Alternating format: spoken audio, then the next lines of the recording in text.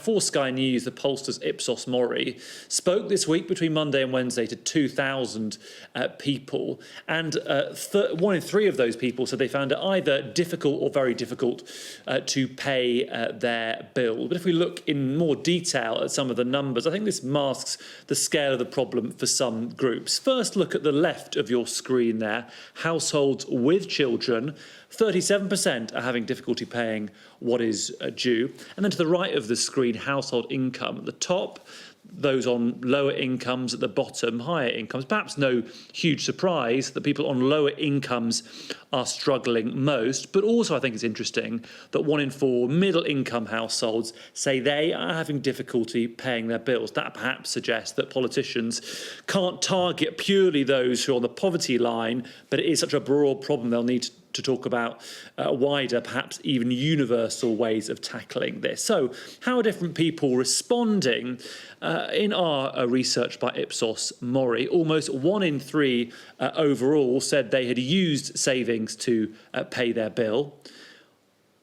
1 in 5 said they set up a payment plan with their supplier. 1 in 7 had borrowed money to settle their energy bills, and a similar number asked their supplier to accept a reduced payment. Again, this shows just how much trouble some people are having even before the expected 80% increase.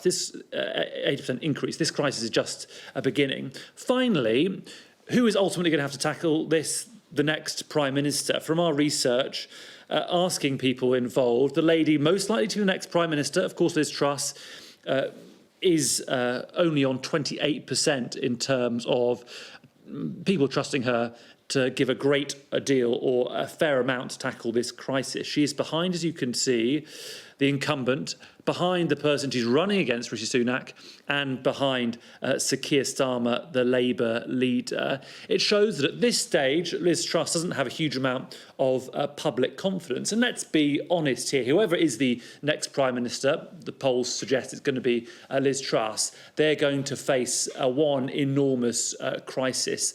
They will either have a very short honeymoon or none at all, and they are likely to have to make some pretty serious, expensive decisions of how to deal with this and support people.